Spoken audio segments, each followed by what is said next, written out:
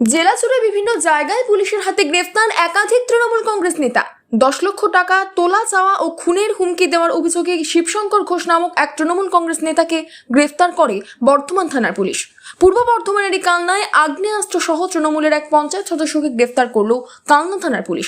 ধৃতের নাম মুজিবুর রহমান মণ্ডল। সূত্র মারফত জানা যায়, ধৃতের বাড়ি থেকে উদ্ধার হয় আগ্নেয়াস্ত্রটি। বুধবার ধৃত পঞ্চায়েত সদস্যকে আদালতে পেশ করলে বিচারক তাকে শনিবার পর্যন্ত পুলিশ হেফাজতের নির্দেশ দিয়েছেন। অন্যদিকে কাটোয়াতেও গ্রেফতার 2 তৃণমূল নেতা সহ তাদের ভাই। জানা যায়, ধৃত বাবুলাল শেখ ও কোচি শেখ তৃণমূল কংগ্রেসের যুব ও তৃণমূল ছাত্র পরিষদের পদাধিকারী এবং এদের ভাই ছোট্টু শেখকেও গ্রেফতার করে পুলিশ। অভিযোগকারীর লিখিত অভিযোগের ভিত্তিতে 3 জনকেই গ্রেফতার করেছে পুলিশ। বুধবার 3 জনকেই আদালতে পেশ করা হলে ধৃত বাবুলাল শেখ ও ছোট্টু শেখকে 4 দিনের পুলিশ হেফাজত এবং কোচি শেখকে জেল হেফাজতের নির্দেশ দেওয়া হয়। আদালতে যাওয়ার পথে ধৃতরা জানায়, একই পরিবারে 3 জনকে কেন অ্যারেস্ট করা হলো? কোনো কারণ নেই, মানে 3 জন কি একই পরিবারে অ্যারেস্ট করা হলো এত লোক থাকতে? কি বললো পুলিশ? কি বলেছিল? কি বলে অ্যারেস্ট বললে এবার দেখা করতে হবে। আমাদের কোনো বক্তব্য নেই, আপনারা সব শুভবুদ্ধি সম্পন্ন মানুষ, সবই বোঝেন, নতুন করে বলার কিছু নেই। আমাদের কোনো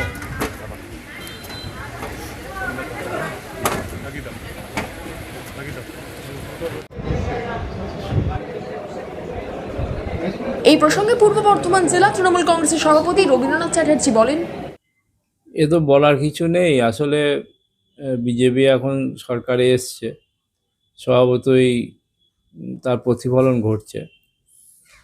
আমাদের দলের যারা সংগঠন করে, যাদের মানে মানুষের সঙ্গে যোগাযোগ আছে, সেই সব ছেলেগুলোকে ধরে একটা ভয়ের পরিবেশ তৈরি করার চেষ্টা চলছে। এই যে অভিযোগটা করেছেন তিনি যে 2টো দাগের অভিযোগ করেছেন, তার একটা দাগ পুকুর আর একটা দাগ ডাঙা, কিন্তু ডাঙাটায় তার মালিকানার কোনো প্রমাণ নেই এবং এই ঘটনা তার জায়গা তার মতোই পড়ে আছে, কেউ দখল করেছে বলে আমরা জানি না।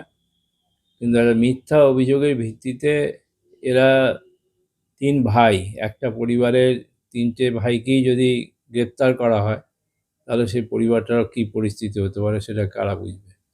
যারা এই কাজ করছেন তাদের বুঝে করা দরকার। প্রকৃতপক্ষে সত্য উদ্ঘাটন হওয়া উচিত। বিজেপির কাটোয়া সাংগঠনিক জেলা সহ সভাপতি সীমা ভট্টাচার্যের এই প্রসঙ্গে প্রতিক্রিয়া। পরশুদিন যাদের অ্যারেস্ট করা হয়েছে, বাবুলাল শেখ, কোচি শেখ, ছোট্টু শেখ, এরা 4 তারিখের আগে পর্যন্ত শাসক দলের সমাজবিরোধী ছিল। তারা বিভিন্নভাবে তোলা তুলতো, বালিরঘাট এবং 1 ফিগার লটারির মাধ্যমে এরা প্রচুর টাকা তারা লেনদেন করত। মানে এভরিডে 2.5 থেকে 3 কোটি টাকা লেনদেন হতো। তাদের মাথা ছিল দিগন্ত পাল, তাকেও শুনেছিলাম আনা হয়েছিল, আবার ছেড়েও দেওয়া হয়েছে। তাই আমাদের একটাই রিকোয়েস্ট, আইওয়াস না, প্রশাসন নিজের দায়িত্ব পালন করুক, ঠিক মতন এদের আয়ের যে উৎস, এটা ইডি সিবিআই দিয়ে তদন্ত করা হোক। আর আমাদের প্রাক্তন বিধায়ক যেটা বলছে, এখানে বিজেপি কোনোভাবেই যুক্ত না। এখানে এতদিন মানুষ মুখ খুলতে পারেনি, আজকে শাসক দলের পরিবর্তন হয়েছে, আজকে সাধারণ মানুষ থানায় যেতে পারছে, পুলিশকে বলতে পারছে, তার ভিত্তিতেই তদন্ত হচ্ছে। এর সাথে বিজেপির কোনো যোগ নেই। সমগ্র জেলায় বিভিন্ন থানায় তৃণমূল কংগ্রেস নেতাদের গ্রেফতারির এই ঘটনায় জেলা জুড়ে রাজনৈতিক চাপানুতোর বৃদ্ধি পেয়েছে। Bureau report, news network 7।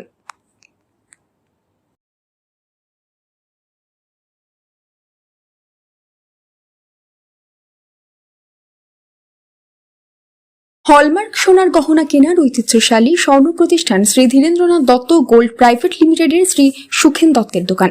এখানে পাবেন বিবাহ উৎসব ও উপহারের জন্য হালকা থেকে ভারী সব ধরনের সোনা, রূপা ও হীরার গহনার অফুরন্ত সম্ভার।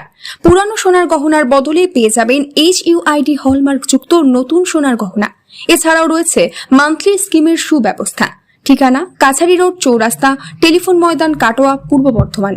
কাটোয়া শহরের অন্যতম প্রাচীন ব্যবসায়ী প্রতিষ্ঠান new Shri Gauranga tea store. প্রসিদ্ধ চা ব্যবসায়ী, খুচরো ও পাইকারি চায়ের এই প্রতিষ্ঠান শহরে প্রায় 80 বছর ধরে সুনামের সঙ্গে ব্যবসা করে চলেছে। ঠিকানা কাটোয়া স্টেশন বাজার, চৌরাস্তা।